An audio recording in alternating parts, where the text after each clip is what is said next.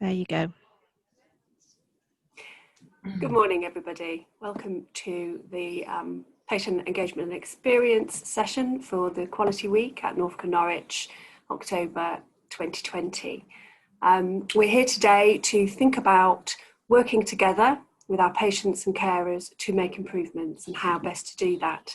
And I'm just going to give a whistle-stop tour to introduce you all to the Patient Engagement and Experience team and also our fabulous patient panel. We have with us today, I can see Richard and Chris from the patient panel and Ruby from Patient Engagement and Experience team. So do chip in, and I will be looking to you for the odd comments here and there, I'm sure, especially Richard, because I know that you and I have done this double act before. So really today is just very much about introducing you to improving together, moving from listening to partnership, and introducing my team and the patient panel. And I'll hopefully move on with the slides, which of course are now not working. Here we are. So to start with, I just rather like this little cartoon of involving people. This is the classic ladder of participation and engagement that is available in lots of different formats with lots of different designs, but this one particularly took my eye recently from some colleagues across the NHS, and it just really shows the different levels of involvement and engagement that are available to us, and to think about where we might pitch ourselves for our individual projects, what we're wanting to do, and as an organisation. There is no right answer in this. Obviously, where we are wanting to make big changes to what we're doing, ideally we would be doing that with and in partnership with our patients and carers. So we would be at the co-design and co-production end of the ladder or continuum. But every rung on the ladder has a usefulness and a purpose and a reason for being there. And they help us get to the top of the building so we can put a roof on, which is really rather important if we want to be weather tight, especially at the moment. So whatever we're doing, whatever you're doing and planning to do with your quality improvement project, just think about whether it's around, it can be at the level of educating and informing. It might just be simply telling people you're making a change, but telling people is really important. Telling people about making a change and asking what they think of it is even better. Finding out what matters to people tips us into the kind of engagement and co-design part of what we would want to do, and actually then getting together with a group of people to think about how to make those changes, and everybody having an equal say around the table, whether it's virtual or real, to bring their ideas and their experiences to the fore, whether it's as staff, colleagues, or patients or carers. We've all got experiences that we can share and ideas. And those on the receiving end of our care often have the best ideas for making improvements.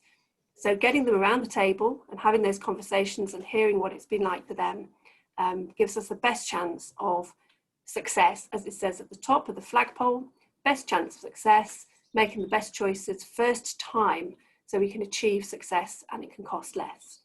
I have personally been involved in some improvement projects where we have perhaps been a little bit late with inviting patients and carers to the party, and we have had to go back. So the ladder has become a snake, and we've kind of slipped back down and we've had to start again, and that's ended up costing us more.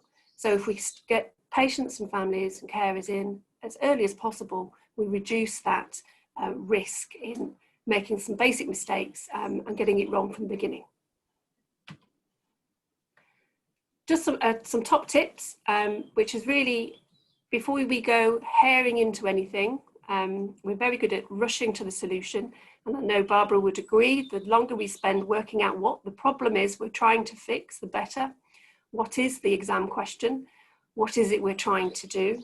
Then we spend time up front then also thinking about, why do we want to involve our patients and carers? where on that ladder might we want to be pitching ourselves for the project we're working on, the better. So having that time up front. And when we introduce you more to the patient panel, they are a really good first port of call, first step on that ladder to say, where are we with this? Who are the best people to be involved and around that table? Who can we work with? Is it somebody from the panel? Is it somebody from a different part of the Trust's collective of engagement projects? Or is it actually somebody out there in the community? So you might think about how you'll do it. There are lots of opportunities to get feedback, whether it's verbal, written, surveys, online, face-to-face. Do you want a focus group? Do you want to involve the patient panel, carers forum? We have Maternity Voices Partnership, community links. There are so many community groups out there which my team are connecting with and involving. And we also have, not to forget, our volunteer team. And we actually have a group of volunteers who are experts by experience. So they may be a really good port of call to get involved in your project. So it's just really thinking through what is it you're wanting to achieve and who are the best people to get involved, and then how to do that. So just some key points to take home from that. Planning is key, thinking through what it is you're trying to achieve. Get people involved as early as possible to help you think that through. So getting patients and carers around the table to think through what the problem is saves time later on. Consider more than one method and format to gather information and feedback. Review and reflect as you go along. So link into the PDSA cycle of reflecting, reviewing, changing, dumping if it's not going in the direction that you want it to go in. And remember, when you do get to the end, it's really important that you feedback whatever changes have been made. As part of the project, you would be doing that if you were involving patients and carers anyway, but we need to feed back to our wider community about changes and who has been involved in making those changes. So I'm now going to introduce you to our very strong patient voice, very new, only a year old really, the patient panel. They are centre stage there because they're the core of what we are trying to achieve, which is creating a strong patient voice and having partners in co-design. So our patient panel are central to that, but orbiting them, as it were, we have a carers forum, which the Trust has had for a number of years, but we've refocused and refreshed it. We have Maternity Voices Partnership for Norfolk, really strong group, again, that we have supported and refreshed over the last year. And they've done some amazing co-design work with us throughout COVID to ensure that our pregnant families out there are informed and know what to expect. When we've also joined up with our partners across Norfolk and Waveney, so that we are trying to have a voice for patients and carers across the patch, not just in the Trust. Because our view is a network of voices is louder and better together. So the patient panel, this is just a slide that encompasses what the panel aims to do. And I'm going to now hopefully turn to Richard and Chris, if you feel like it, Chris, but Chris is very new, so don't feel on the spot. But perhaps Richard might like to say a little bit about the panel, a bit about yourself and the panel and what you've been up to the last 12 months. Well, thank you very much for this spontaneous involvement. Yes, the patients panel is, as Sarah has said, a group of people who have come together in order to improve things. When we arrived, we sort of knew what we were doing. And as you get more and more involved, you actually start to have a meaningful input. It is actually quite difficult because on many occasions, and I will give an example of this, you are probably the only person, the patient representative, amongst a group of professionals. And whilst it could be intimidating, you have to try and say to yourself, no, I have a position here, I have something to do, I have a voice.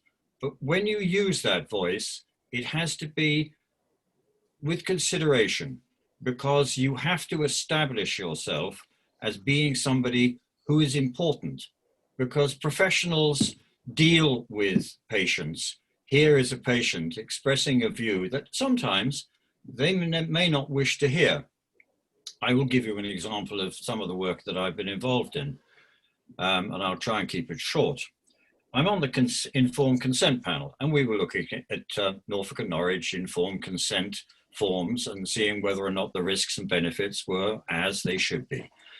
I then made an innocent remark because we were getting patients from James Paget and the QE and saying, which informed consent form do we use?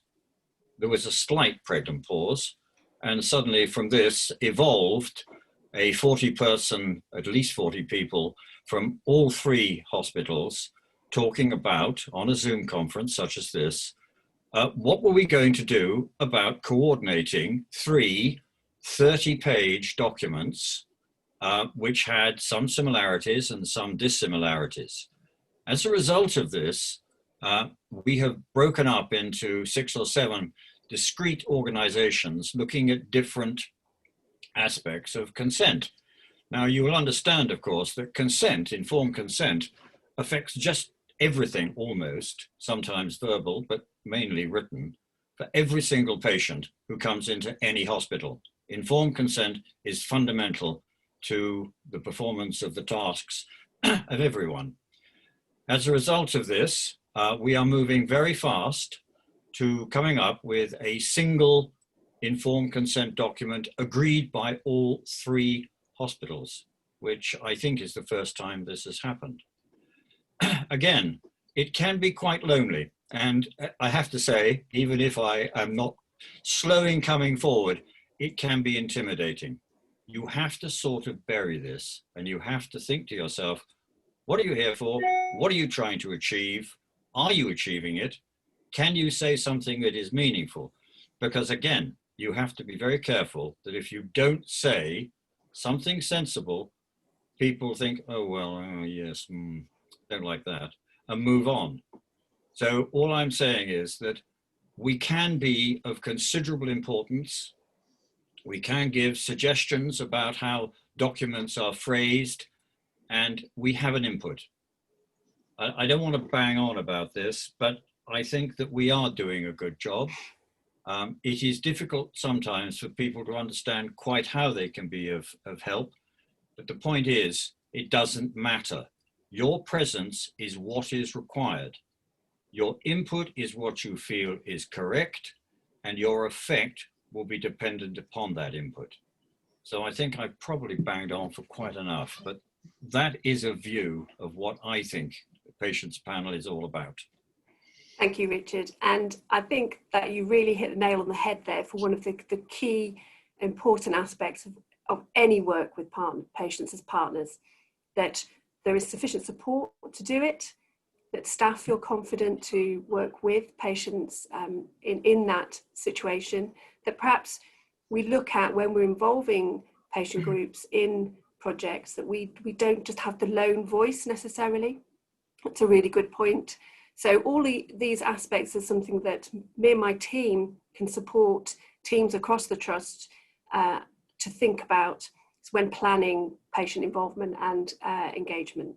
So really thinking through, and another example is because we want to infiltrate everywhere in the trust with the patient voice, but slowly, build slowly. It's about building strong foundations to do this. But we're looking at other groups and committees for patient panel members to be on. But in order to do that, we're doing little recce's to visit, observe, understand what that group is about, and to build a bond and a relationship between a key member of that group and the patient representative, so that there's nothing where I know there's nothing worse than walking into a group or a meeting or turning up on Zoom and feeling very alone and a little bit awkward, socially awkward. So it's just about making sure that people are well prepared, well informed before they rock up to something. Chris, I don't know if you want to say anything at this point. Well, I mean, I've recently joined the patient panel, so I'm yet to get stuck in on any specific projects, but we are looking at a couple of things which I might be able to help on. I mean, I'm very much of the opinion that, you know, the patients do need a voice, and obviously in my recent experience, having come to the hospital as a patient over the last couple of years a few times, I just think there's lots of things that could be improved and could be done better. And as I'm sort of coming towards the end of my career, I will have more time to engage and help, and I would like to do so. And so I will, talk to people, and I won't necessarily accept we've always done it this way as an answer. And I think lots of things can be changed, and it's trying to sort of provide a different viewpoint from the culture within the NHS.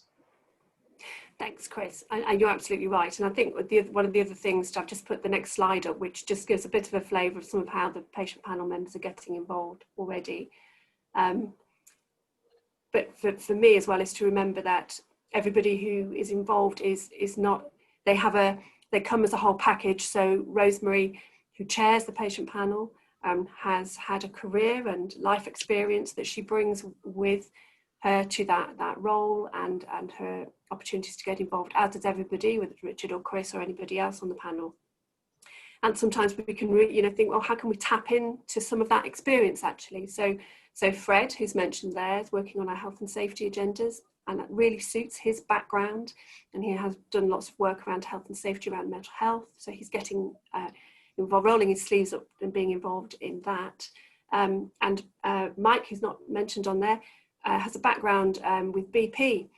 So from a safety perspective, he's bringing a very different nuance. And I think we can really make the most of the whole person who is coming to join us as not just the patient voice, but a whole package as well of experience and ideas and insights. So getting in touch with the panel is really straightforward. You do that through the patient engagement and experience team, whose email is on the system.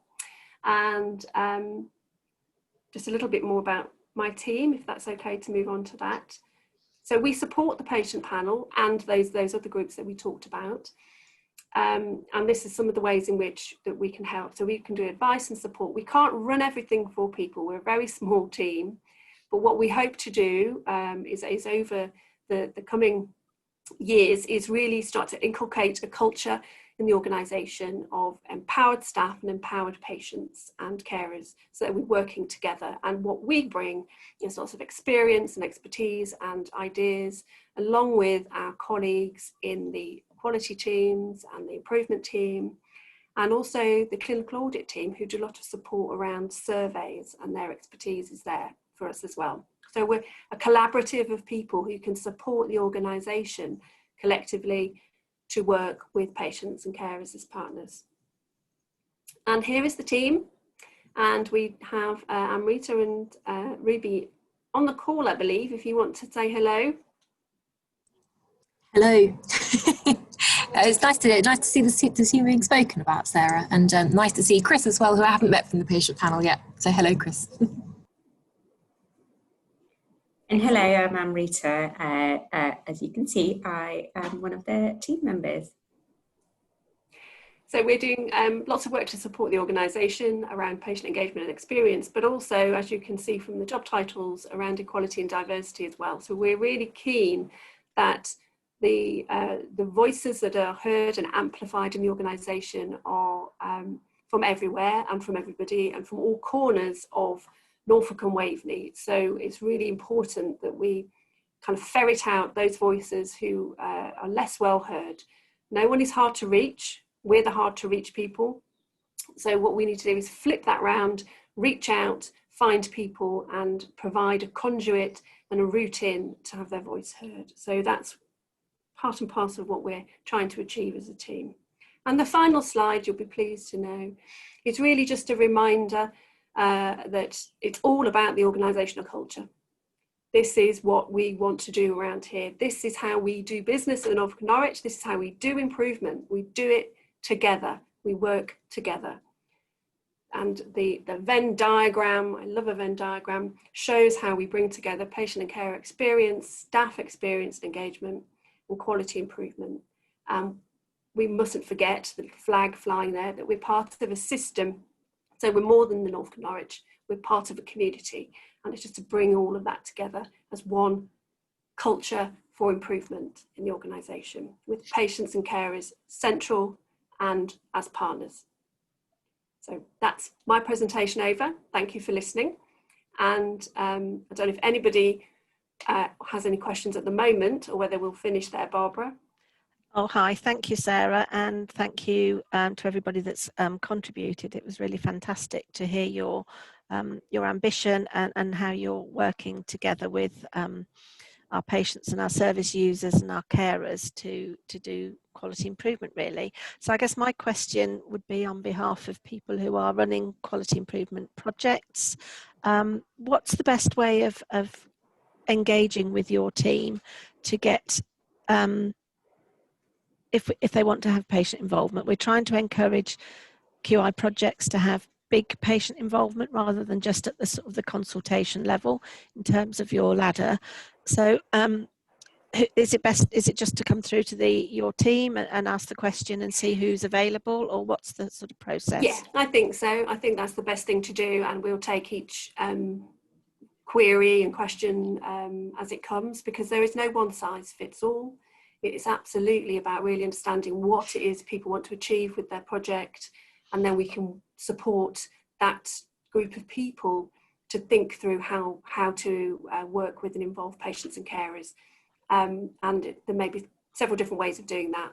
So it's going to be the right fit for whichever project it is. And that way we spread the knowledge and the learning, and actually then that team will just crack on in the future and do it themselves. Lovely, thank you. Has anybody else got any questions or comments they want to add in before we close? I would just add that I think it is for the professionals to ask us of the patients panel to become involved and to understand that we are on a steep learning curve. For instance, in my army career, I was told never volunteer. However, I was asked to become clinical support services leader of the meetings. And so consequently, it is going to be something of a step into the dark. However, nonetheless, this is the way it has to go forward. We are asked, we volunteer, we come forward, and we come forward with whatever we can to contribute towards the aim of that particular committee or whatever it is we've been asked to do. Okay, And thank my you. team can bring some torches. Yes. Sarah, can I ask you, or Barbara as well, Yeah. are consultants and doctors aware of the patient panel? Do they know of its existence? Very much so. I think this is part of what we're trying to do, certainly through today, and that's why we've been filming this, embarrassingly, so that we can share that more widely. And part of going forward, what we need to do as a panel is to get out there and wave the flag, really, and do exactly this and explain how to get you involved and what you bring to the table. Yeah, Demystify, because there's lots of jargon around patient engagement and involvement, but really it's about working together. Yeah, And thank you. Are they on board with that, or do they think we're going to be an irritation? Well, I would hate to answer for them. I think mostly they're on board with that. Good. But sometimes it's good to be a little irritation, isn't it? I was going to say, thank you, Barbara. Can I perhaps answer that? I have not obviously come into contact with too many consultants and professionals, but where I have, they have been understanding, and I have never felt out of place. I might have on occasions felt a bit stupid, but that's something else again. Great, thank you. I feel like that on occasion. Yeah, we all have those moments, don't we? I think the other thing just to mention is how we then move into the thinking more on the sort of patient safety side of things. How do we work with you and your team, Sarah, to get more involved in patient safety? And I know there is an ambition to involve patients more in patient safety investigations and learning.